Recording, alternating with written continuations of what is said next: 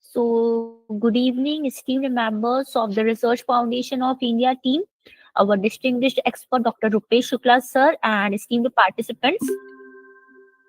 It is my privilege to extend a cordial welcome to each of you on behalf of Research Foundation of India on the concluding day of the Faculty Development Program and Training Program on Innovative Teaching and Learning Pedagogy. Today's session focuses on the theme of understanding the evolving landscape of new education policy. This collaborative initiative has been meticulously organized by the Synergy Research Foundation of India, RFI-CARE, HMR Institute of Technology and Management in association with Shodh Malwa and BPIT.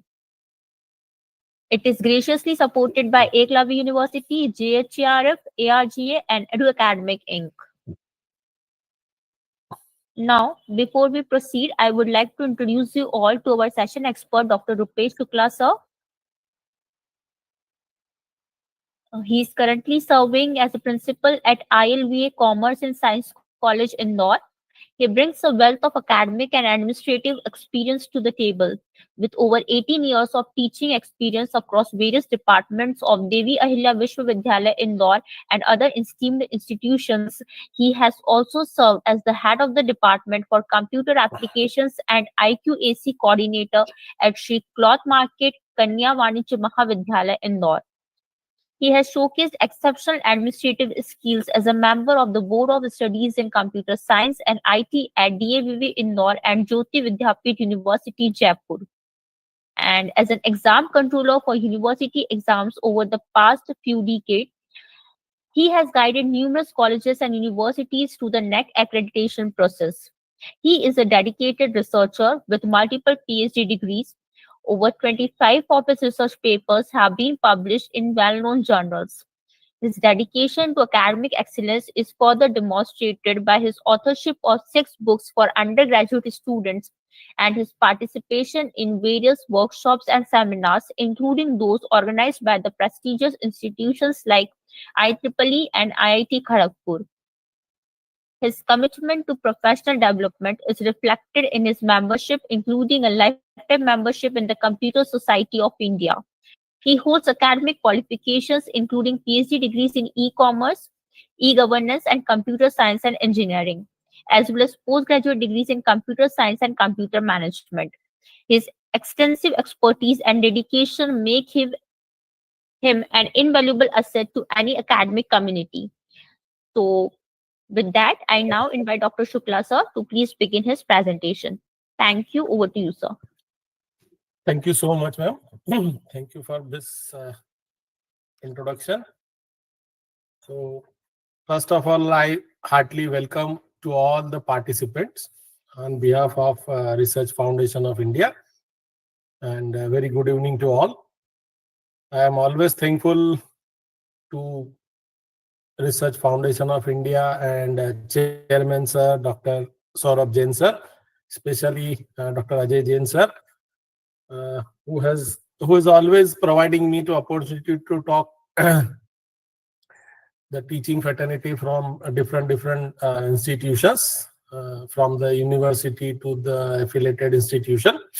And this session is usually I'm requesting you all that this is not the session in which I will speak and deliver the lectures and share the ideas, but definitely it would be pleasure for me if you all will communicate with me also. Means if it will be two-way communication, then it will be fruitful for each and everyone. So I request you, if you have any query or any some suggestion or any input, not only the suggestions, some inputs if you want to give, then you can give the input also, and we will discuss on that. At the last, we will discuss how the NEP can be implemented in your institutions, what you should do, what you have to do, and what different stakeholders should perform to implement the NEP. At the last, we'll discuss all these points, and these points will be aligned with the new guideline of UGC for the NEP implementation. So most of the point will cover in 17, 18 slides, but at the last in 4, 5 slides, I will discuss on those points which are very helpful for implementing the NEP. Basically, to implement the NEP and to show that your institution has implemented the NEP is required the documentation. So your documentation part should such that reflect all the implementation part of NEP or other activities. So for any institution, the documentation is very important, and each and every document can be used to prove as a proof. And one more thing, I will suggest, whatever you do, the small things are the small steps to the large step or big things. You should make the document for that. It means, suppose in a day you cover 10 steps, or in a day you cover 100 steps. So make a report of that, and these steps may be uh, the planning, the implementation, the delivery, the session, the events, the activity, then the participation, the contribution, for the innovation, for the research, anything, whatever you do in the institution for the, for the implementation of curriculum and extra curricular or the extracurricular activity, make a report and make the documents. So for each and every event or for each and every step that you take in the institution, and these steps may be taken by the different stakeholders. So every step must be documented, and the documentation must such that reflect the actual step, and every activity must cover through the geotech photographs. And this is very important, in which longitude, latitude, date, time, place is covered. So this is one of the best proof and acceptable proof by the accredited agencies also. So whatever you do, capture with the geotech photograph and make a document. Every document must be sealed and signed with the authorized person. At the last, you can send this document to the internal quality assurance cell, IQSC, and IQSC will make a record of those activity, event, the steps that you take for the betterment of the institution. So these two things at the start I want to share to you, and now we are moving towards the what is the NEP, how we can implement it, and what are the steps that you should take in the institution for the implementation. What are the benefits? What are the focusing area or pillars of the NEP? We will discuss one by one. So first of all, what do you mean by NEP? NEP is National Education Policy. It has launched in 2020, but envisions a massive transformation in education through education system rooted in Indian ethos. Means just the basic theme is conversion of India to the Bharat, and our system must be moved toward the transforming the India. So that is Bharat, and sustainability into the equitable and the vibrant knowledge society by providing high quality educations to all, thereby making India as a global knowledge superpower. In the ancient time, we know very well that India was Bharat, and the Bharat was the superpower, or you can say the Vishwa Guru, जिससे हम बोलते हैं, normally विश्व गुरु हम बोलते हैं. तो जो डंका पहले बजता था, आज हम वही चाहते हैं. That we want today also. And definitely the step must be taken by the government, and the government started this NEP, and with this NEP we are converting transforming our India into the Bharat. So with the help of quality education, and we can convert or the transform India to the Bharat.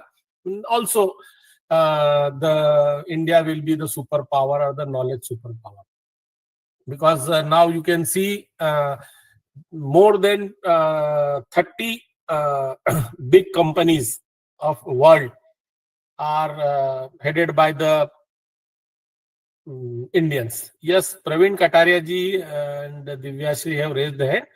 So if you have any query, then we can discuss here. Yes, Praveen ji, unmute the mic and ask the question. Divya Shri both has raised the hand.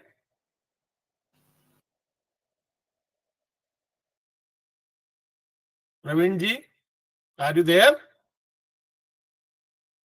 Okay. These are the five guiding pillars, and the pillars that shows what is the NEP and how it is implemented. First is the access.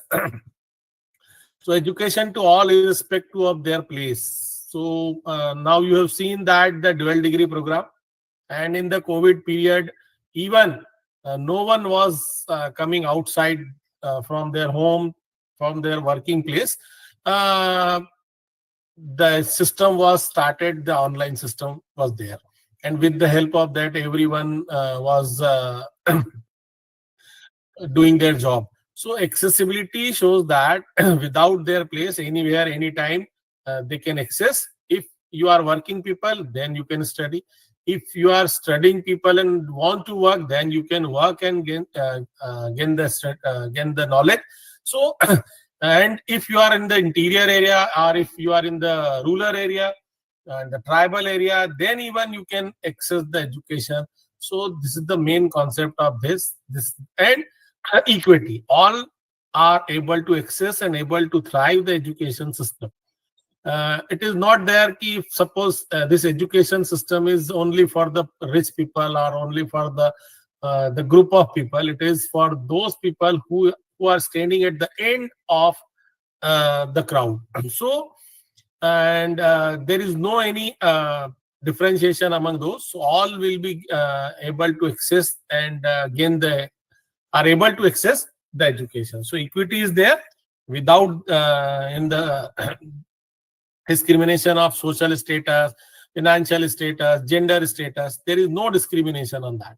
Then the quality, affordable and quality education for all. Quality academic research in all, quality higher education. So that's why the accreditation process started. And these accreditation process uh, measure the quality of higher education institution, and higher education institution on the basis of their quality obtained the grade. And now you are seeing that most of the institutions who are providing quality education are gaining this grade. But some consequences was there. That's why the new model of NAC was introduced, and that is the binary accreditation. In that binary accreditation, initially institute has to obtain the binary status, means either accredited or non-accredited. After that, they can go for the level. That level will show the improvement or the upgradation of the institution from one level to another level. If any institution will reach to the level 5, then that institution will be known as the international level institution, means that institution is providing quality education in such a way that is well known at the international level. So still we all are waiting the parameters for the binary accreditation and level accreditation. But the concept of this binary and level accreditation is that we should provide the quality education, and if there is a upgradation in the institution quality, in with all respect, then that institution will convert into the higher level. And also the sustainability and consistency must be there in the institution. Always you have to work for the quality. You have to develop the culture in the institution for the quality and environment such a way that the education and the academic and non-academic activity must be conducted such that provide the quality output, means the quality citizens, quality students, and the responsible citizen. So this quality is very important, and the quality must be provided on the basis of affordable cost. So affordable and quality education for all, quality academic research in all the fields, and quality higher education. Next, the affordability, affordable to all, socio-economic disadvantaged area, rural and remote areas. So all the area person, citizen must be able to access the education without respect to their standard or their area where they are living. Accountability, students and organization is evaluated on its performance or behavior for which they are responsible. So this is the accountability. Next, it will prepare our youth to meet the diverse national and global challenges of the present and the future. So this NEP will make the students such that they can face various challenges that are exist at the global level, and they can face the global challenges and the challenges that may be in the future. So these are some the guiding pillars. And next, the why need of revision. Uh, some revision are required in the NEP. Although this NEP was started in 2020 and gradually adopted by many states, but some of the states are also not adopted this NEP, or in the initial state, or some areas are not having implementation of this NEP. And after the 3 year, after this and fourth year is running, some revisions are required, because after implementation of NEP, and there is revision are required, and these revisions are such that should implement a semester system, not yearly. Without semester system, NEP is useless. Continuous evaluation, skill based students must be produced after the education. So there is requirement of semester system instead of the year system, because if we see toward the world, at world level, the semester system is one of the popular system in the education. Also, the basic guideline of UGC is there, in which it is stated that there should be the semester system for the education. Requirement of credit point match while transfer to 1 year to another year and one state to another. Suppose student transfer from one state to another, one college to another college. In that case, there is need to transfer the credit points. For that, the ABC academic bank of credit concept was introduced, and with that ABC, every student can store their credit point whatever they earn. And I think most of the institution has registered their student on this ABC, because in most of the state, without ABC ID, the admission is not possible, or the exam form submission is not possible, or the result declaration will not be possible. So this step has been taken by many states or the many universities. Some states are in the stage of implementation, but most of the stage or area or the councils has implemented this ABC.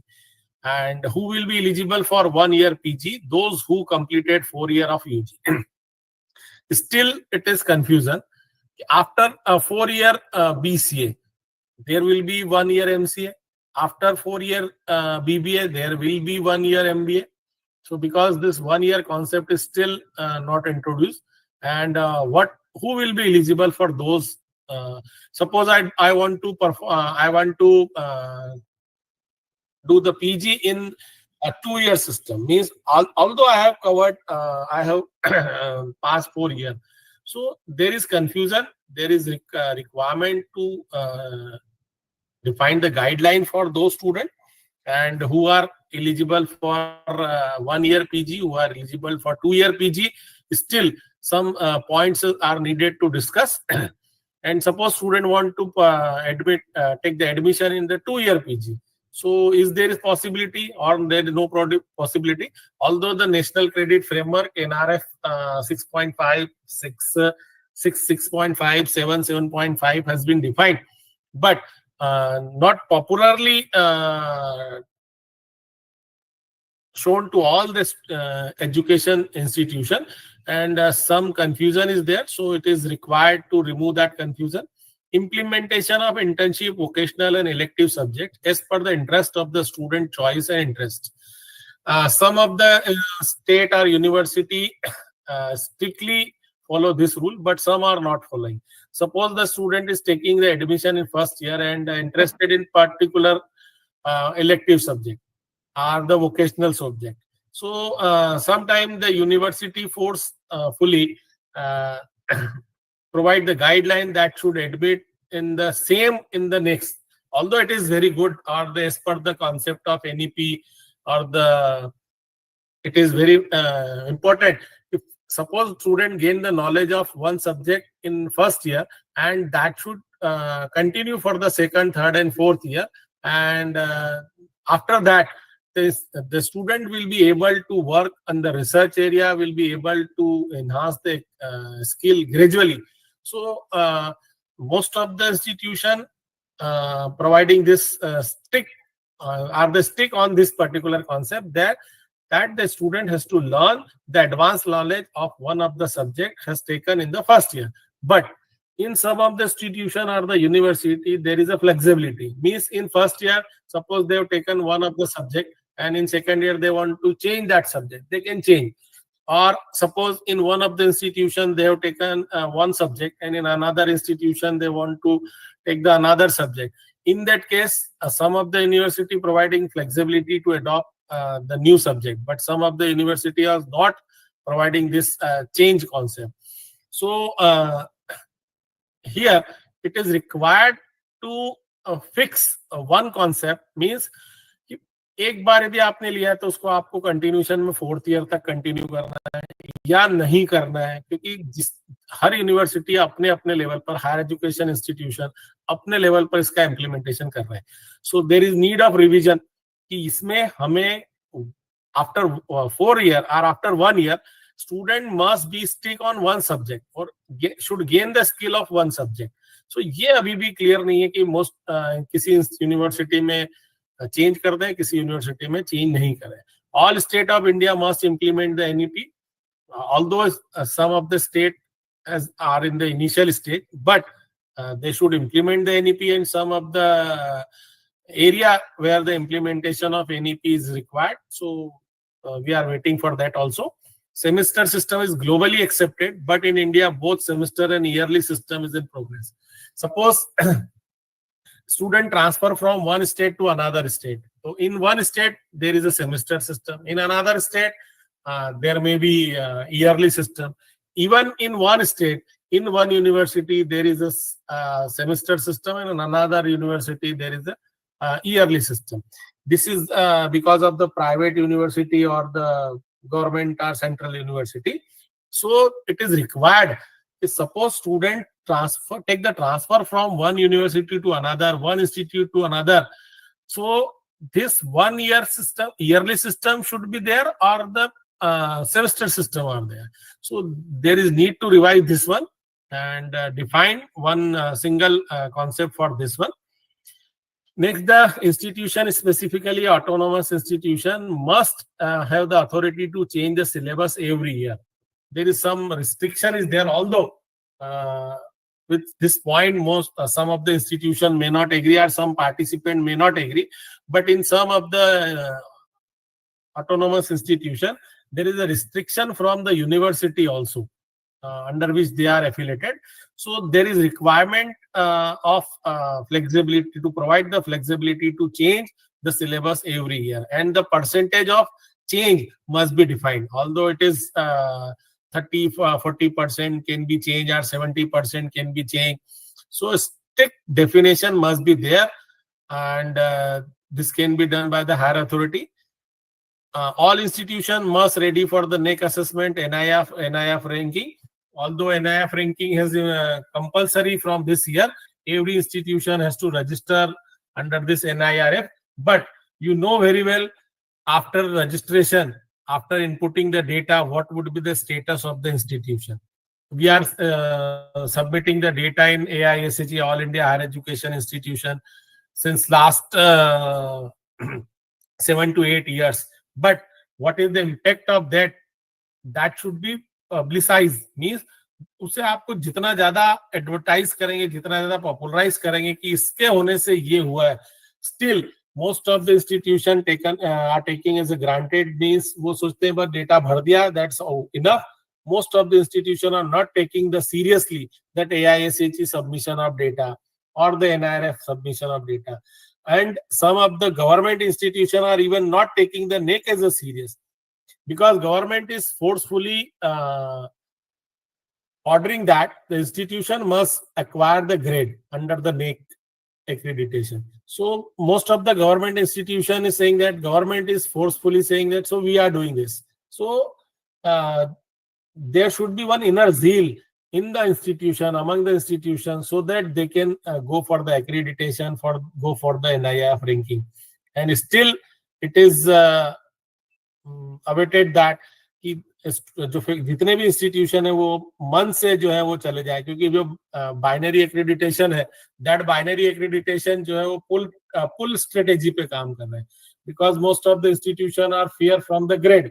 So that fear can be removed by this binary accreditation. In that binary accreditation, if the institution is the national level institution and one institution is the local or regional level institution, both will acquire the grade, means accredited, and that will be at the same level. But after the binary accreditation, definitely there will be leveled accreditation, and the institution which is doing very well in the quality education area, that will gain definitely the level. But still that level is not understandable concept by the normal Indian peoples, because they think the star or grade is much better than this the level accreditation. Even most of the faculty members are agreed on this one when I discuss them. That what you think, there should be one star system, or there should be one there should be grading system, or there should be one level system. So most of the faculty member were agreed on that point. There should be this grade system, means A plus, A double plus grade, or there should be 1 2-star, 3-star, 5-star system, not the binary accreditation or level accreditation. So this is under consideration in the NAC also. But most of the faculty member are agreed on this point. There should be change in this binary accreditation system. These are some focusing point of the NEP, and most of the institution where NEP has been implemented know very well these points: multidisciplinary, holistic education, institutional autonomy, promotion of quality research, integration of technology, internationalization of higher education. One by one we'll discuss in next slide. Restructuring of governance and regulatory architectures, then multidisciplinary curricula, engaging blended pedagogy, valid, reliable and blended assessment, availability of contents in the Indian language. So these are some focusing points. And first is the multidisciplinary. Multidisciplinary basically combining or evolving more than one discipline or field of study. So multidisciplinary institutions should not only have the different departments. It is not there that if the different departments are there, but they should have innovative programs of the multi and interdisciplinary nature to help the widened learners. So there is a wide range of learners, and depending on the range of learners, they should define different programs that should be innovative and the multidisciplinary programs. So taking in learning capability and train them to address the emerging challenges. So with this multi-disciplinary area, we can produce the manpower such that they can address the emerging challenges. इससे मैं आपको छोटा सा एक example share करना चाहूंगा. जैसे हम पहले के टाइम में ये बोला जाता था कि आप एक ही नाव में पांव रखिए, लेकिन आज ये कि आप एक नाव में पांव रखेंगे तो हो सकता है कि आपका काम नहीं हो, आपका फ्यूचर ब्राइट नहीं हो. तो यदि आप 2 या 2 से अधिक नाव में पांव रखते हैं, मीन्स आप 2 से 2 अधिक सब्जेक्ट्स के अंदर अपनी स्किल्ड बढ़ाते हैं, सब्जेक्ट की स्टडी करते हैं, मल्टीपल प्रोग्राम्स में एडमिशन लेते हैं. So definitely your future will be bright. So multidisciplinary is the concept of just like that. Holistic education, not only the educate them, not only make the expert of a particular subject, but holistic development means we have to develop the social value, the human values. There should be ethics. So today there is requirement to develop these skills also, these values among the student for their holistic development. Because this holistic education includes the development of mind, development of body, development of spirit, development of different values. So after that, there is a need of holistic education. Next, restructuring of governance and the regulatory architecture. Now we have seen various controlling institutions like UGC, AICT, MCI, DCI, INC. In one of the group of institution, multiple agencies are there, and they have to manage these all agencies. Means for the pharmacy courses, they have PCI. For law courses, they have the law authority. UGC is also there. AICT is also there. If a medical council, for example, paramedical is there, so MCI is there. So there are a number of agencies are there. So there is need to merge all these under the one flagship. But government has drafted one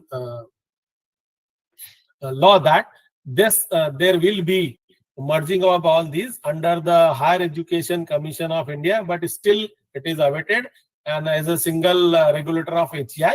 And the first vertical of the Higher Education Committee of India, HECI, will be the National Higher Education Regulatory Council, and all the other agency will come under this flag. But still it is awaited, not clearly mentioned when it will be started or when it will come. And till that we have to wait for all the agencies who are working. And next, the multidisciplinary curricula. Studying the same topic from the viewpoint of more than one discipline is the multidisciplinary curricula. It is also called the cross-disciplinary, which indicates aim to cross the boundary between the disciplines. So student will be able to understand the multiple discipline at the same time. So if you want to convert your institution as a NEP ready institution, so there should be start of multidisciplinary and interdisciplinary courses, academic bank of credits, skill development courses. If vocational courses are there in your institution, you can run those. Even you can start your own skill development courses as a certificate program. So you can define and design your own courses to develop the skill of the institution. एक छोटा सा example है, north east area में एक institution है. In that institution, the students having less than 45% marks, means the students having third division, not second and first, will be eligible to take the admission in that institution. So if you want to take the admission in that institution, strictly you should have the third division. Means beyond that, there is no chance of admission of that student. After getting the admission in that institution, they run the bridge course, they identify the gap and find out in which area the student can be expert or the student required to develop that type of skill. So after finding the gap and finding the requirement, they train the student under that skill. After some time, they find if it is not feasible for that student or the student are not interested, they can change. But after 1 year, they have to stick on the particular skill, and the skill will be developed for the 2 years. And after 3 years, definitely 2 or more than 2 skill will be developed in the student, and they can job, they can work, they can become the entrepreneur, or they can do any task. Means their life will be settled. So this information I received from one of the participants from Northeast. So this is one of the concept. But in our institution, what we do, we think that the most of the first division students are the preferably first division student, and then second division student must be admitted. But in that institution, they provide the admission only those students third class, third division. So in that they develop the skill. So if you have different students, means first division, second division, and third division students, in that case, you should develop the skill on the basis of their requirement, their capability. So you have to find out, you have to work out on those students and find this what type of skill you can develop in those students, so that they can become the they can face the challenge of the real world or at the national or international level. So skill is more focusing point of NEP, because this NEP, you can say, the completely focus on the skill development, because skill must be developed in the student so that they can earn, they can learn, and they can earn something. So appropriate integration of Indian knowledge system, teaching of Indian language, culture using the online courses or offline courses. You can start that.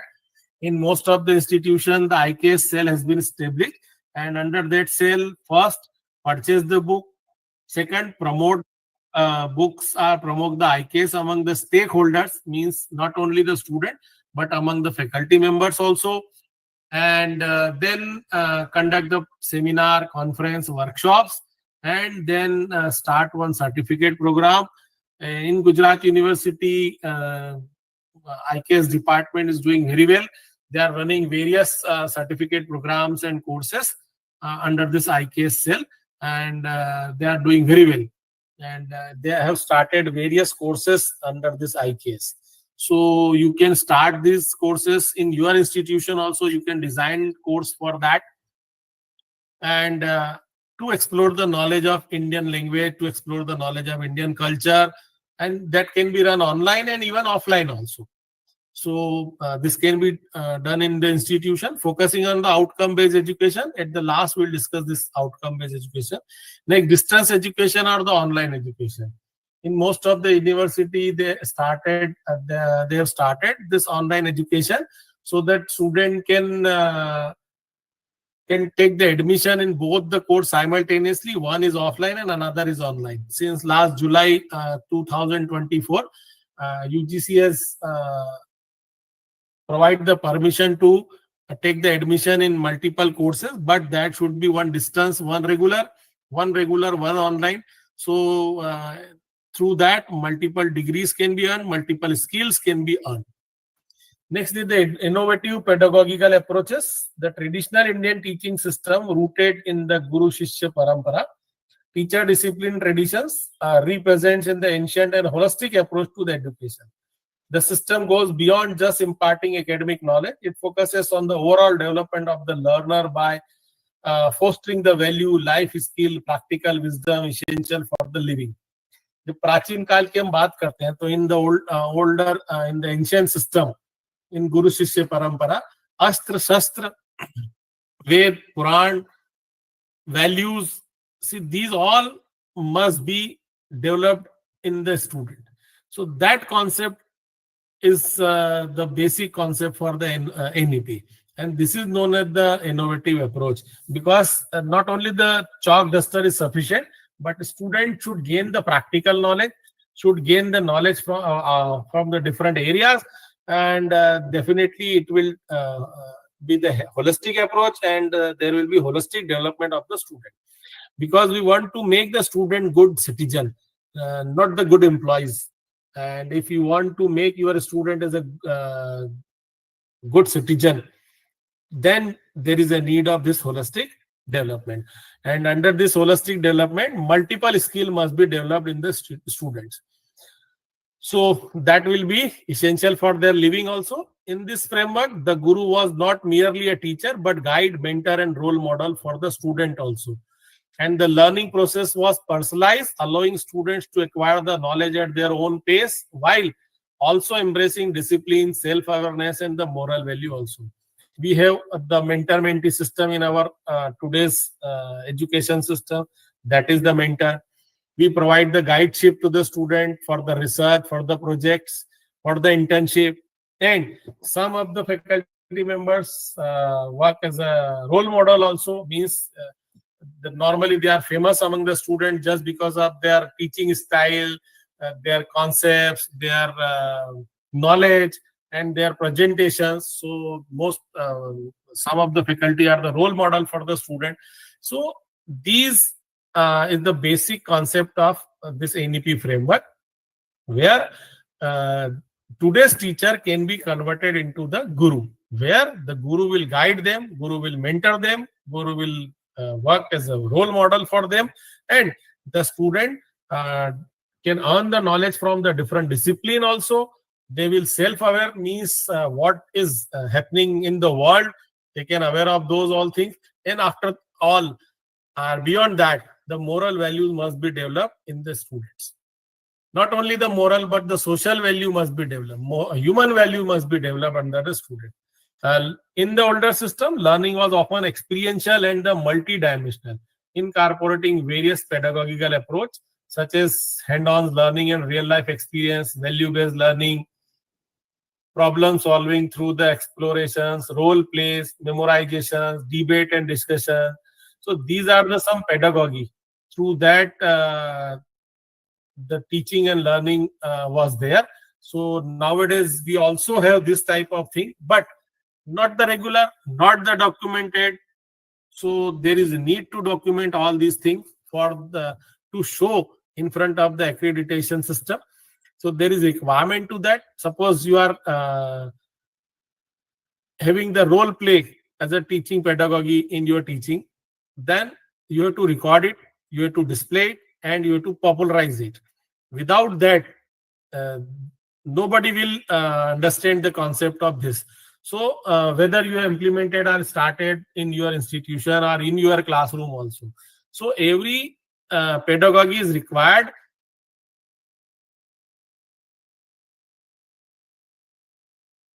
Every pedagogy is required to document, to record. So hand-on learning and the real-life experience, learners were exposed to the practical. More practical approach must be there in your teaching style. The real-world scenario to develop means field work, field trip can be organized. So help them to navigate daily life. Value-based learning, stories, narrations, epic values such as truth, humanity, respect, compensation were imparted, ensuring that the education shape both intellect and the characters. Now you are seeing that in the most of the institution, most of the student, respect is absence. Manners are very down, are not exist in their presentation. So we have to develop this, and with the help of this value-based learning, we can develop these features among the students. Problem solving through the exploration, students were encouraged to investigate, explore, and solve the problem. So nowadays experiential learning, we are having this one. Problem solving methods we are having, and means combinedly we can say the student centric method. This is the part of NAC also, NAC criteria. So student centric method must be defined in the institutions, and all the faculty members use this student centric method in their teachings. Memorization, although the criticized in the modern time, memorization was the key aspect of this system, practically for the transmitting this scriptures and the knowledge through the oral traditions. Suppose यदि हम आज Indian knowledge system की बात करें तो बहुत सारे हमारे वेद और पुराण का जो आगे बढ़ता हुआ आया पुराने समय से आज तक, जो हमारे पास आज रिटर्न फॉर्म में अवेलेबल है, initially it was transfer in the oral form. पहले वो ओरल फॉर्म में ही एक गुरु से शिष्य में, शिष्य से फिर दूसरे शिष्य में, ऐसे ही ट्रांसफर होता हुआ है. So memorization are one of the best concept, but now today's memory जो है वो इलेक्ट्रॉनिक डिवाइस ने बिल्कुल खत्म कर दी. सो हमें स्टूडेंट से इन इलेक्ट्रॉनिक डिवाइस को दूर करते हुए आपकी टीचिंग में ऐसा कुछ इंप्लीमेंट करना पड़ेगा कि उनका मेमोराइजेशन वाला पार्ट वापस से बाहर आए. क्योंकि मॉडर्न टाइम में हम स्टूडेंट्स जो है वो बुक्स पढ़ने में इंटरेस्टेड नहीं होते हैं. Each and everything available on tip of their fingers. Just we can Google it, we can use ChatGPT. So students are doing this type of way. So आपको ही प्रिकॉशन लेना पड़ेंगे, आपको ही कुछ स्टेप्स लेना पड़ेगी. You have to move ahead. The student should use their own memory and not depend on the electronic device, or not depend on any such things which are ready-made available. So in that case, the memorization is very important part. And debate and discussion, open debate and discussion help refining through the process, building articulation skills, and the promoting the culture of inquiry. So debate and discussion can be used. So NEP pedagogy for the considering while teaching, because you may have the student from different category or the diverse range of students, and diverse. Maheshwari DD has raised the hand. Yes. Unmute the mic and may ask the question if you have any other query. We can discuss here. Maheshwari DD. Okay, by mistake. So, including education requires active support of differentially able student. In NEP 2022, there is special focus on these students also. because there is need of inclusive environment for this type of student who are differentially able, and what type of facility you are providing. Most of the institution or higher education institution think that if don't have uh, this type of student, or not any student is admitted under this category, then why we should develop this type of infrastructure? Still, in accreditation or by the higher education authorities, when the inspection or the affiliation process perform, they ask about these facility. You have the facility for differentially able student or not? You have ramp, you have um, your washrooms, your classrooms, libraries, your special facility at the counseling and at the help desk is there, or scribe facility in exam, special relaxation in exam. So these type of facility must be available in your institution for differentially able student, so that you can show that you have the provide the equal access and to the learning opportunity to all the students of this type. Physical accessibility ensure that learning environment, including classrooms, means classroom must be available at the first floor, library available must be at the first floor, not available at first floor, there should be lift also, lift hona chahiye. So restroom must be there. It is accessible to the student with the mobility challenge. If they are not able to move from one place to another easily, so with this mobility challenge, they can access these physical facility easily. Assistive technology, use screen reader, braille materials और the speech to text.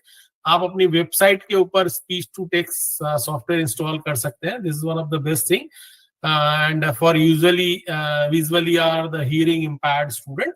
So these facilities can be installed at your websites or in the library, in the e-library. Flexible assessment methods, modify assessment techniques such as allowing oral presentation instead of written test or providing extra time during the exam, as I told. So oral presentation can be there if the student is not able to uh, uh, see or not able to listen. So in that case, oral presentation can be conducted. The teacher, depending on the situation of the students, so it is not fixed to what type of pedagogy you should use. Depending on the students requirement and the disability, you can use that particular approach. So teacher training, train the teacher to use the inclusive teaching practice and the sensitize them. This sensitization is very must. So not only among the teachers, but among all the stakeholders, means teachers, non-teaching, students, there should all must be sensitized. You have to synthesize them to specific need of differentially able students. Next is different learning style, visual, auditory, or the kinesthetic. Every student has unique learning styles, and one size fit all teaching methods may not work. So one style will not work for the other student. So you have to change your teaching style, and with the help of different learning styles, you can enhance the student engagement. And even if you are using only one type of style, in that case, some student may be engaged, or another group of student will not be engaged. So in that case, how you will manage the class, you can think. So for managing the complete class, you have to use different style, different learning teaching styles, and learning style for the student. Visual learners use the diagram, charts, videos, and illustration to explain. For the chalkboard and for PPT, we use all these things because these all help to better understanding. And then auditory learners encourage the discussion and the oral presentation. So their presentation will be better. Use of audio content like podcast and lectures. So you can use podcast or the video lectures in your library, and the student can access them. At the LMS, you can put all the podcast and the lectures so that they can access at their own pace, their own time. Kinesthetic learning, hands-on activity, role play, and the physical experiments, and the effective for the learners who grabs the information better through the movements and the touch. If students not interested in the classroom teaching, so you can use these role play or the experiments. So in that case, definitely student will learn much better than the your other style. Multisensory approach, combining different styles can help address the diverse need of students and ensure that no one is left behind. So one-to-one teaching is required here, and one-to-one teaching is, suppose one student is gaining knowledge very slow. In that case, how you will handle that type of student or that type of group of student, this is very important. Next, diversity in student background, social, economic, culture. You should not this background, means all must have the equal opportunity to access the education. The cultural sensitivity, incorporate culturally diverse examples and the references in the curriculum to ensure that the student from different background feel the represented. Socioeconomic support, provide the scholarship, affordable material. This is for the stakeholder who are the management. So management should make the policy, everyone can get the access the education, and for that more educational scholarship should be there. Although the government is providing their scholarship for the different category, but for those students who are not under the category will not be able to gain the excel scholarship. So various scholarship must be there. Some government scholarship are also there, but if not available, then institution must provide the scholarship for the socio-economic support. And bridging the educational gap. So identify the students who may need extra support due to variety educational background. Suppose in your class, in the Bachelor of Commerce, student come from the Bachelor of 12th pass out with the stream science or art, and come to the BCom and take the admission in BCom. So in that case, you have to identify the gap, because the student is not well versed about the commerce field. So identify that those type of student and support and conduct the classes them, and additional tutoring must be there. Mentorship program can be run for those students so that they can catch easily the new course, the new program learning. The foster collaboration, encourage group activities that allow the students from the different background to work together, fostering mutual understanding in the respect for the diverse play. So different category, different socio-economic status, the slow learner, advanced learners. So make the group of those students. Our peer-to-peer learning, peer-to-peer teaching, peer-to-peer group forming can be used here. Then different in pace of learning, students learn from the different speed and challenges to accommodate both the faster and slow learners. So you have to find out who are slow learners, who are the fast learners. And in the single classroom, you have to handle those both the type of students. And differentiate instruction, teachers can provide tasks at varying difficulty levels, allowing students to work at their own pace. For example, offering the advanced reading materials for the quick learner, while providing additional scaffold of those who need more time. So different type of material can be provided them. Flexible deadline may be there. Means suppose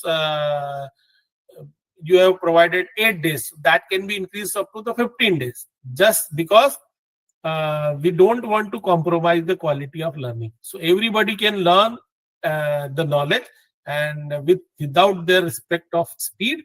So in that case, flexible deadline can be defined.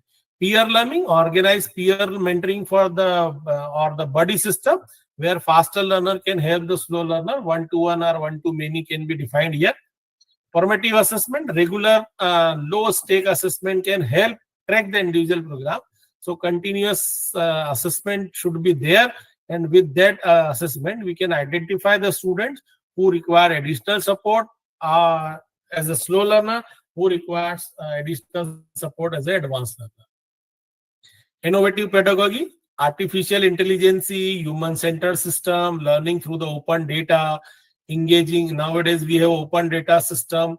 So with that open data system, what type of project can be formed, what type of research can be do there with the help by the student, engaging with the data ethics, social justice pedagogy, learning from animations. You can use the animation. For example, if you are teaching the communication skill, so in that communication skill, you can use the animated movies, or suppose you are teaching the management courses, so you can teach them management through the Bhagavad Gita or management through the movies. So different pedagogy can be used, and in through that you can engage students much more as compared to traditional life. So multisensory learning can be there. Online laboratories, there are many virtual labs are there. With that labs, student can do the practical. Then flipped classroom pedagogy, art integrated learning pedagogy, project based cutting edge pedagogy, critical pedagogy. These all are the part of NEP. So different type of pedagogy can be implemented in the institution by the faculty members, so that student engagement can be much better as compared to traditional.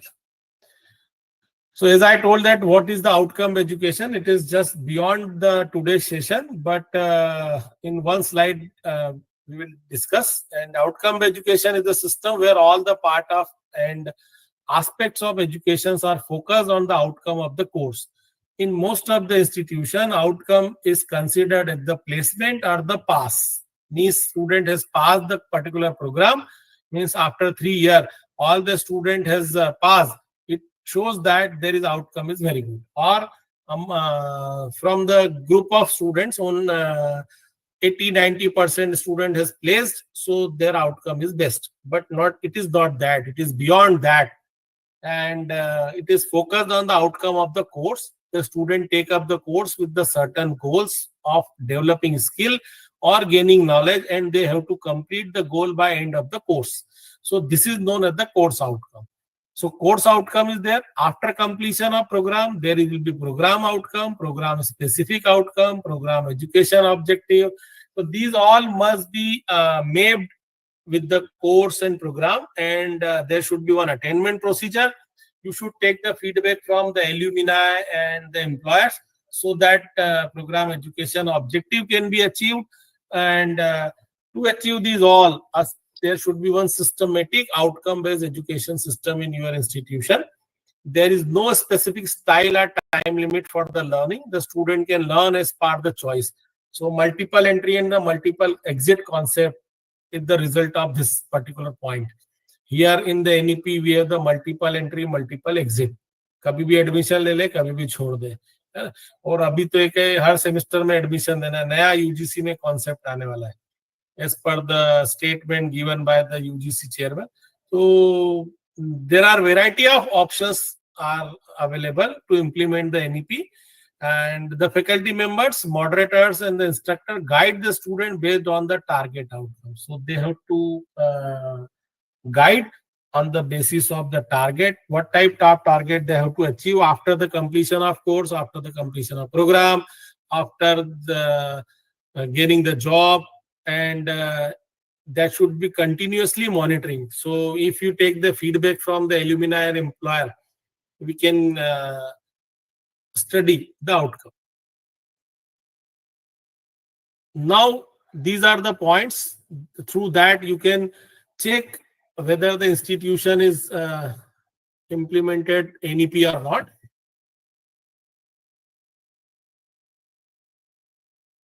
एक minute का break में चाहूंगा, एक minute बस.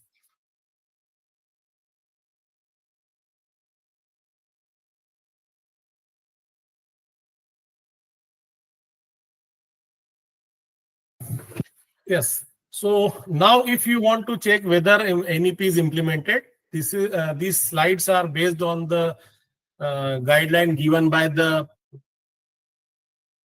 UGC in last month, and some of the points were taken from the accreditation process, and some of the points are taken from the UGC guideline. So if these are the points, most of the points are implemented, already implemented in the institution, but some has to be needed more focus. So if you want to check whether the NEP is implemented in your institution, we can check with the help of these points. First point is appointment of faculty. For this, the transparent appointment procedure must be there. Some transparent recruitment and promotion policy must be defined. what is the your appointment procedure. The faculty must be appointed on the basis of guideline provided by the UGC and AICT or the other regulatory bodies like PCI, BCI, Bar Council of India, Pharmacy Council of India. So whatever guideline given by the particular council or the authority, you have to follow for that, and you should follow all the norms. If you are following, then the first point is as per the NEP implementation. Next, the promotion. So there should be a straightforward policy for the promotion when the faculty members or the staff members, non-teaching also, will get the promotion. Even you have to follow the, you should follow the norms for appointment of the non-teaching staff also. But here only we are talking on the faculty appointment of faculty appointment. So proper faculty appointment rules regulation must be followed. So for that, the institutional head raised the requisition for appointment of the faculty. Management will sanction the post on the basis of that sanction list. Advertisement should be there. Then application. Then sorting, filtering of application, then interview. After the interview, the faculty members must you have to display the list of selected faculty, waiting list, and then offer letter, appointment letter, joining letter. If they left the institution, then their resignation, their relieving, all these must be there. And in this accreditation or NEP system, there should be pay scale system for the salary. In most of the institution, only a fixed salary concept is there. Faculty members are gaining the fixed salary. Throughout the India, it is there, but you have to change it into the grade system, means grade pay scale must be there. If you have this one, and next, all the faculty must be regular and permanent, not ad hoc, not contractual, not visiting. So for the strict implementation of NEP, all the faculty must be regular or permanent, no visiting, no contractual, no ad hoc faculty, no visiting facility should be there. Student faculty ratio, you have to maintain the student faculty ratio in the institution as per the guideline of your authority, means PCI, BCI, 1:25, 1:20. That depends on the guideline issued by the council. So strictly follow that. If you are following that, then there is a very good situation for your institution. Teacher training program, means faculty development program must be there, and continuous faculty development program must be there. If you are continuously conducting the faculty development program, or faculty members are participating in program, so your institution is as per the NEP, following the NEP guideline.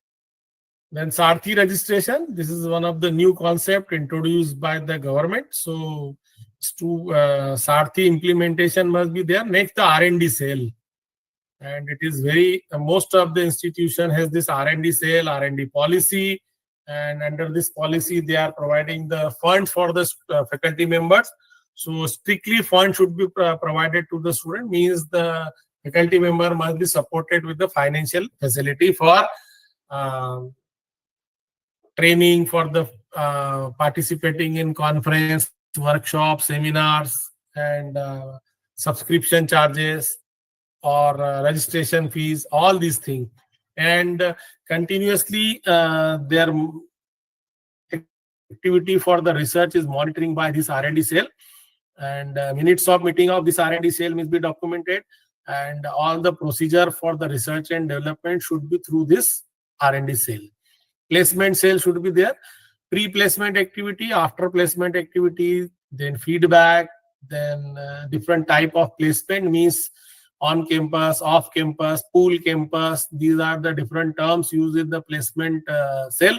So these all must be recorded properly, because placement cell is very, most of the institution, this cell is very poor in documentation process.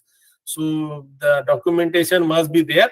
Alumni cell, alumni should register. without registration, means under forms and society, your alumni association must be registered. If your alumni is not registered, please register and under the forms and society, and make account for that, means bank account must be there, and financial contribution must be recorded with that.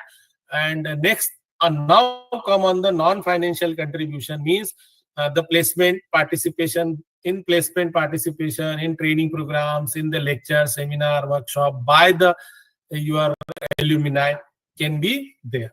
So alumni sale must be there, and time to time meeting must be recorded. Differentially able friendly infrastructure, we have discussed. MOU with the industry, collaboration with the foreign institution for twinning programs for dual degree programs. In your institution, you may tie up with the foreign institution for providing the different online programs to the students. So you can sign with them, and for the internship, apprenticeship, you can sign the MOU with the industries. So there should these all points you should check whether these are available in your institution or not. Next one is the internship and apprenticeship. This is must under the NEP. So proper internship must be there, and a student must go for the internship in the industry, and this internship is under the MOU, then it is very good. Even free internship, paid internship is there. So paid internship must be popularized among the students, because it is more important to have paid internship than the free internship. Then teaching in Indian language and exams in Indian language. So you should promote the Indian language, means your local regional language can be used in teaching and for the exams also. HI contribution in Asmita, augmented study material in Indian language, means your institution have the notes for the student, material for the students, online material for the students, study material overall in the Indian language. So if you contribute in this, so that's the step toward the NEP implementation. Then implementation of UGC guideline to provide the equitable for the socio-economical disadvantaged group. As we discussed, should provide the free shape or the equal opportunity to all the type of students. Financial support, we have discussed this one. Enrollment in the international institutions. After completion the program in your institution, student go for the international study, means abroad study. So you should make the record and you should support to them.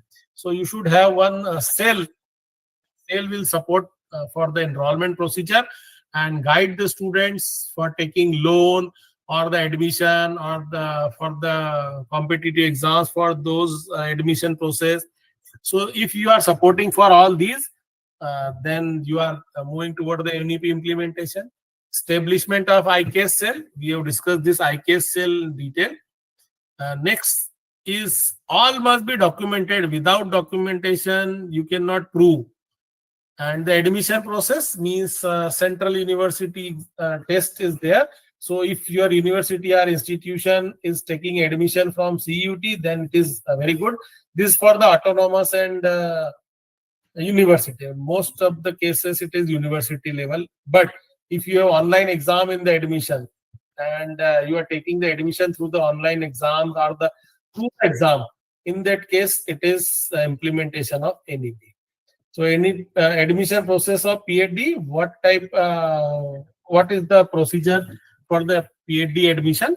Means students are taking the admission in PhD through NET exams or through any Euro exams. But nowadays we have the NET exams for the admission in PhD. So in the university, all the PhD student must be from the NET passed student in registration of PhD student. Grievance redressal, anti-ragging cell must be there.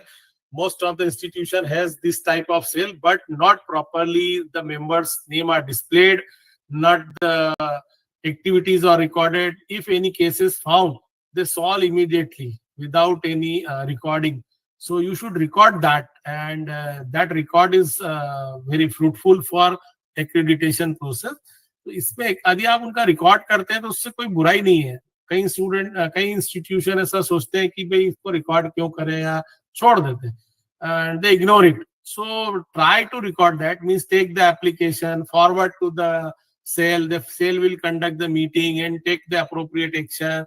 And then in a MOM, they mention that the number of application for this cell are this found these are the actual complaint, and solve these complaint, and what action you have taken for those complaint. So every recording must be there, but in most of the institution it is ignored. So don't ignore it, try to record it. Don't ignore it, try to record it. This is the very useful point. And anti-ragging cell, in anti-ragging cell, try to make the members from near police station or the government body, means from the collectorate, district collector department. You can appoint the members, so it will be very authenticate. Next, the implementation of SWAM. If your institution has nodal center for SWAM, then very good. Not having any nodal center for SWAM, then you can make the SWAM nodal, and under that nodal register the student and the faculty members, so that FDP, NPTL, and the ATAL, the faculty members will also able to participate in FDP. And two programs simultaneously. One is offline, one is offline, one is online, one is offline, another is in distance mode. So if you are in university's institution, in that case, two programs simultaneously can be run. Human values and professional ethics. Atal has one of the FDP. In that, human values and professional ethics training is conducted. So promote these among the faculty members, and faculty can earn the certificate and then take the classes, the conduct the session for human values and professional ethics. Then social responsibility and community engagement. So engage the students and faculty members in the community engagement. Nowadays in the NEP we have the community engagement as a subject also.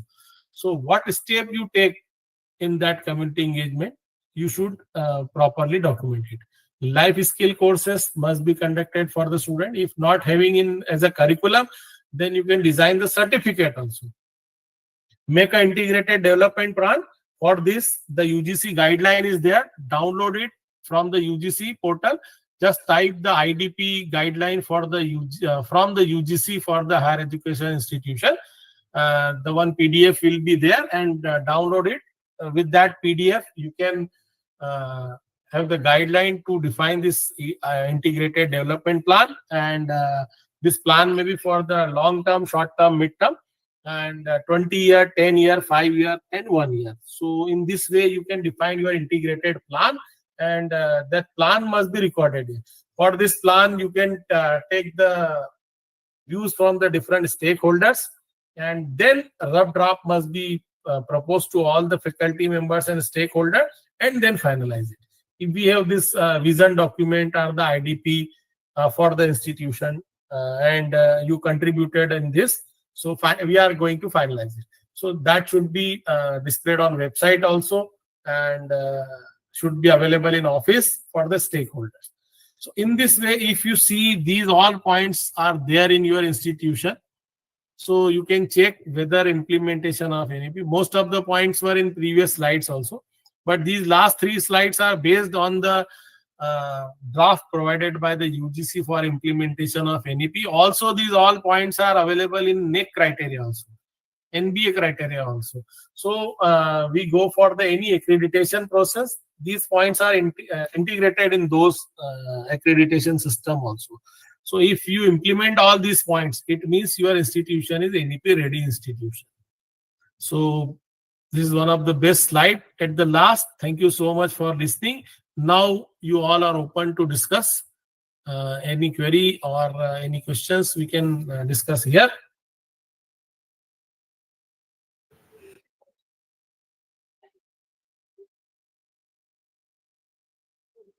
Praveen ji, you raised the hand at the starting. So if you have any query, then we can discuss. If you have any input, then we can discuss. Last 3 sites are very important for the implementation of NEP in your institution. So focus on these all points.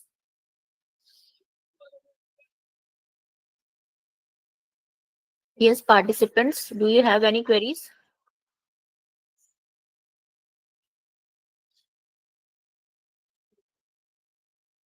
Any participant?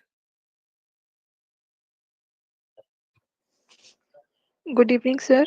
I Good am evening. Dr. Ankita Gupta from Varanasi, and Good I evening. wanted to know you just enumerated about promotions of faculty members. Yeah. So, sir, is it possible that if the guideline of UGC is not being adopted by the institution, then also promotions on the same guidelines are possible? You have to follow the guideline of UGC in promotion, madam, because Yes. till date we have the 2018 guideline. In that guideline, if your institution is a government institution or aided institution, in that case, caste career advancement scheme is there. But if your Yes. institution is private institution and following the AICTE or UGC guideline, in that case, the advertisement and then promotion is not there. Direct recruitment procedure is there. So for that direct recruitment, your faculty members can be promoted to the higher level, means from the assistant to associate and associate to professor.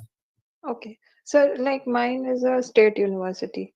Okay, well, so then caste And system is there, career advancement scheme is there. yes, You can follow yes, that yes. guideline. Okay. And if the institution has not adopted the guideline in its ordinance or something, No, madam, it is not possible. authenticity is yes, authenticity will be there only just if you follow the guideline of UGC. Guideline Suppose only. in my institution I am appointed as an assistant professor today, Okay. and I am the one of the best employee or the favorite employee of the management. And after Mm-hmm. 1 month, I am promoted to the associate professor or the professor just because my management think that I am the very good faculty members. Mm-hmm. And मैं मेरे faculty जो management है उनका बहुत चाहता हूँ, तो मुझे उन्होंने आज Mm-hmm. 3 महीने में प्रमोट कर दिया. तो this is not the way to promote. If you Okay. follow the systematic policy, then That is correct. authenticity will be there.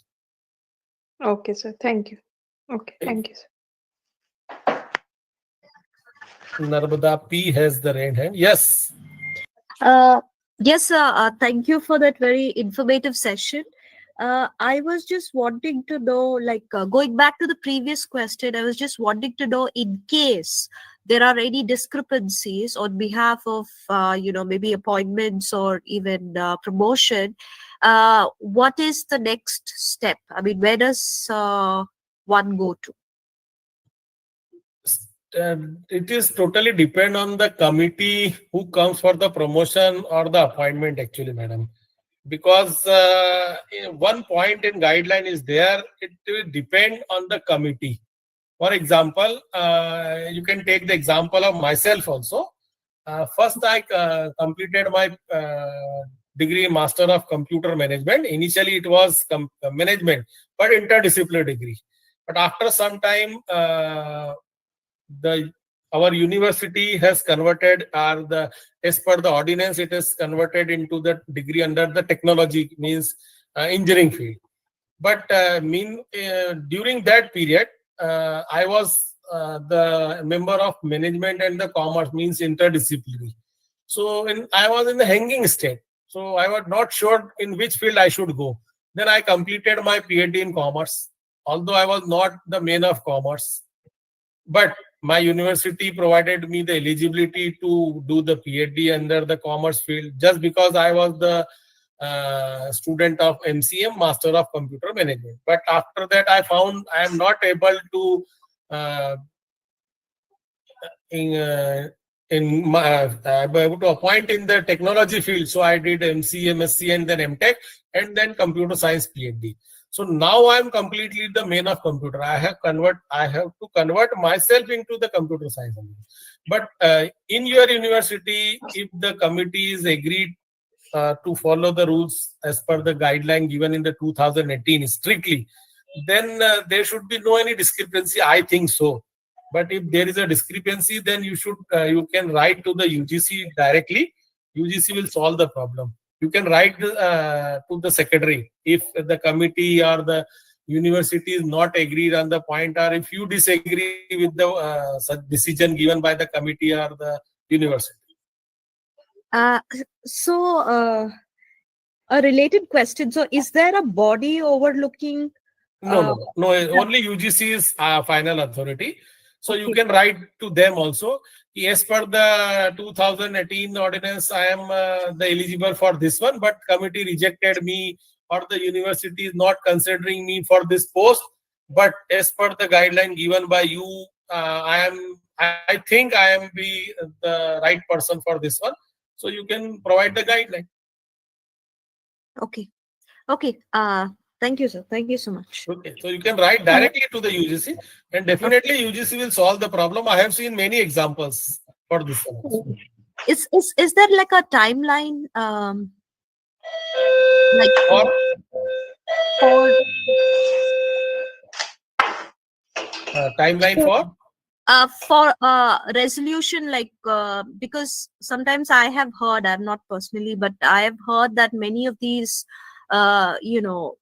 letters have been written to UGC, but UGC has taken a lot of time to resolve the some matter. just due to some complexity in that matter, they take the time to resolve it. But definitely they will give the answer. I have seen many examples. Even after 6 months, the solution came out. But you will get the solution, I think, though, because I believe in the UGC guideline. So and the person raised the query with the guideline.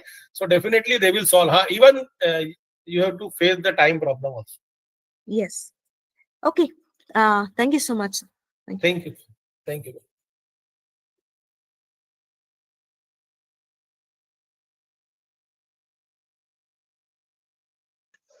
Hello, hello, नमस्कार श्रीमान जी। नमस्कार sir. मैं Yagnesh Kumar. Yes sir, सादर मैं नमस्कार करता हूँ। एक बात संक्षेप में जानना चाहता हूँ कि जैसे जी सर। यूजीसी की गाइडलाइन के अनुसार या ये नई शिक्षा नीति बनाई गई है जी, अभी, क्योंकि मूलभूत सुविधाओं का अभाव है, लागू पूर्ण रूपेण नहीं हो पा रही है और इसे पूर्ण बिल्कुल रूपेण सर। लागू होने में कुछ समय भी लगेगा। बिल्कुल, कोई इस भी अभी बीच हम ट्रांजिशन जो फेज में, परिवर्तन समय, क्या कहा सर आपने? आपकी आवाज नहीं आई मुझे।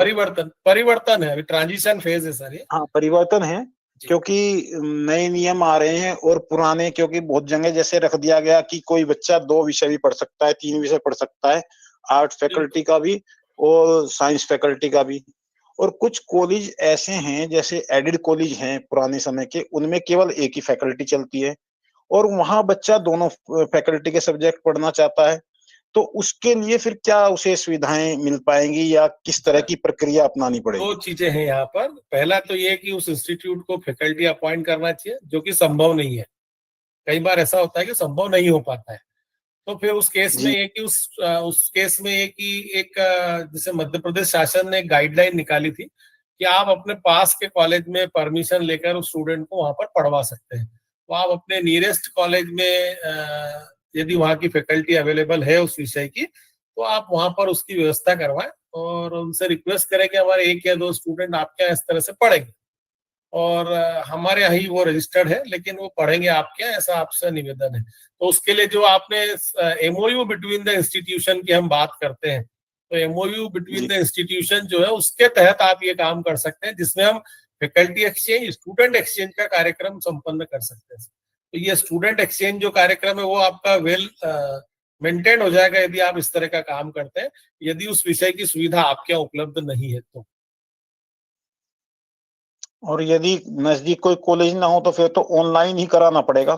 फिर तो ऑनलाइन कराना पड़ेगा, बिल्कुल सर। उसको आप स्वयं और अटल के पोर्टल पर रजिस्टर करा दे, ऑनलाइन कोर्स उसको ज्वाइन करवा दे स्टूडेंट को और उसकी मदद से करें। और वो एक और चीज हो सकती है कि एक आपके यहाँ की जो फैकल्टी हो जो उसी डिपार्टमेंट की हो जिसमें कोर्स आप सब्जेक्ट चाहते हैं, तो उस फैकल्टी को बोले कि भाई आपको अपने आप को अपडेट करना पड़ेगा, आपको अपना ओरिएंटेशन रिफ्रेशर कोर्स ज्वाइन करें और या तो आप अटल के प्रोग्राम ज्वाइन कर ले, जिससे कि आप उस सब्जेक्ट के विषय विशेषज्ञ। जैसे मान लीजिए मैं मेरा एग्जांपल देता हूँ कि मैं कंप्यूटर साइंस फील्ड का हूँ, लेकिन अभी जो एडवांस प्रोग्रामिंग लैंग्वेजेस चल रही है, जैसे मान लीजिए पाइथन मुझे नहीं आती है, पर मैं चूंकि कंप्यूटर फील्ड का हूँ तो मैं कंप्यूटर सब्जेक्ट्स पढ़ा सकता हूँ, और पाइथन कभी मैंने पढ़ा ही नहीं तो मैं कैसे पढ़ाऊँ।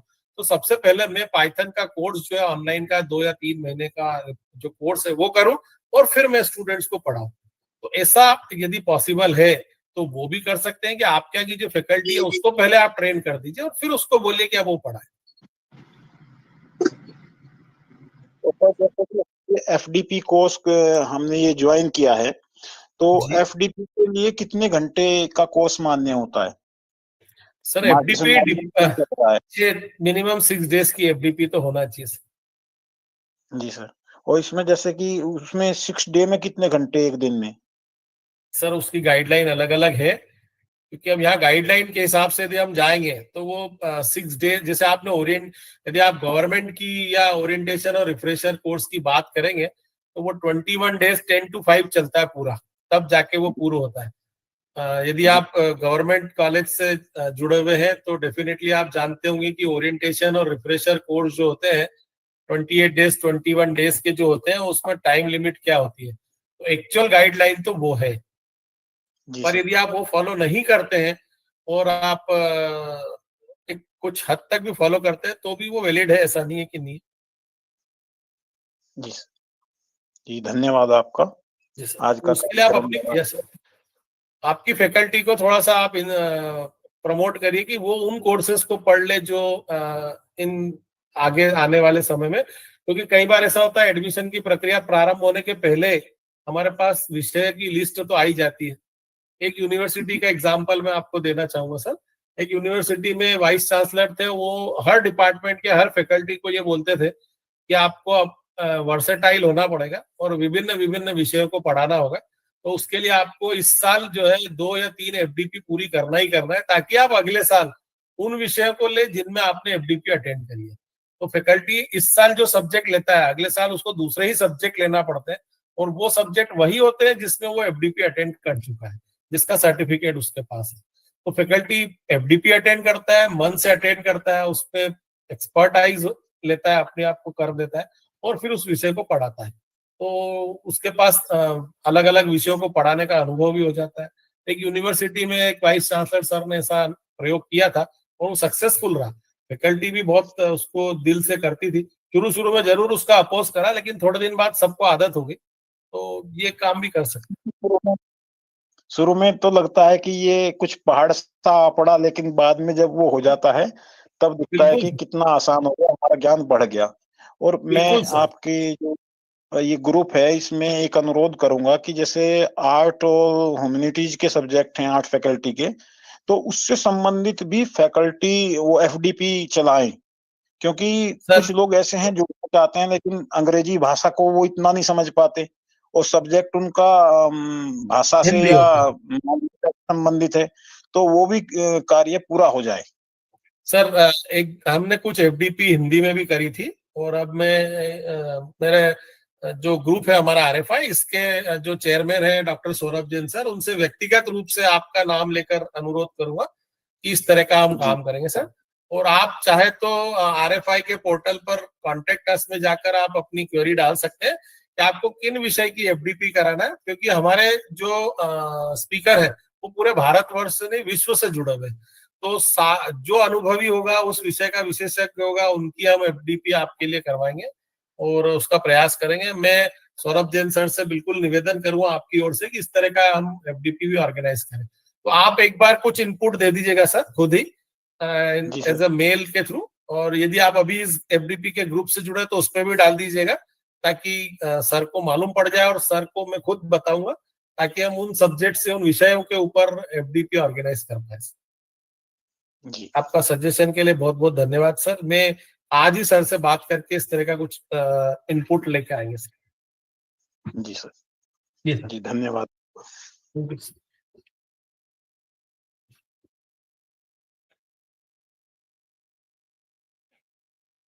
Okay, any other participant?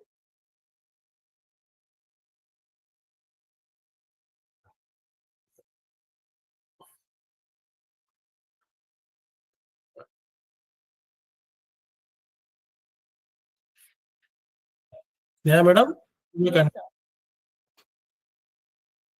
Yes, sir. Saurabh sir है क्या अभी? नो सर, नहीं है।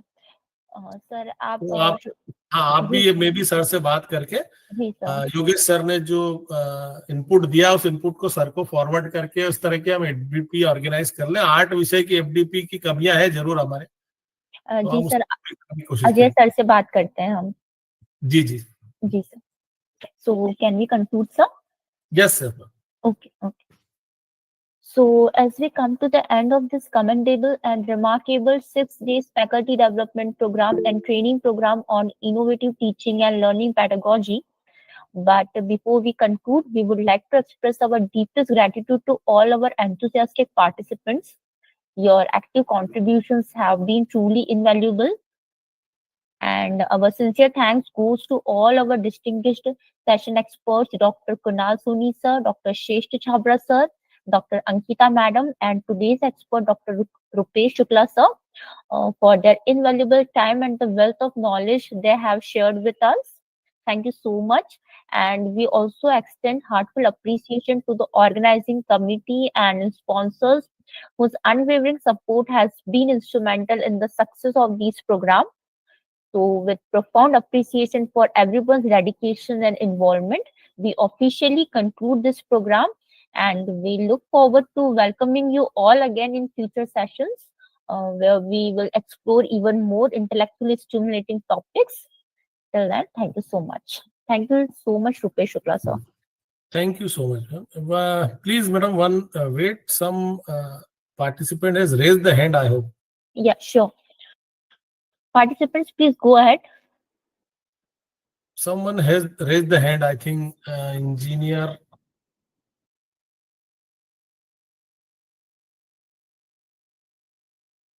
If you have any query, then you may ask.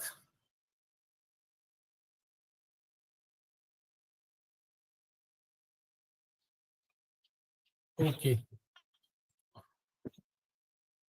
Thank you so much. Thank you, Neha ma'am. Thank you, Thank sir. you, participants. Thank you so much. Thank you, sir. Thank you, sir. Okay. Thank you Okay. all. Thank you. Thank you, sir. And thank you, ma'am. Thank you, Thank ma'am. you. Have a good night, Yeah. everyone. Thank you, sir. Good night. Good night. Good night, sir. Good night.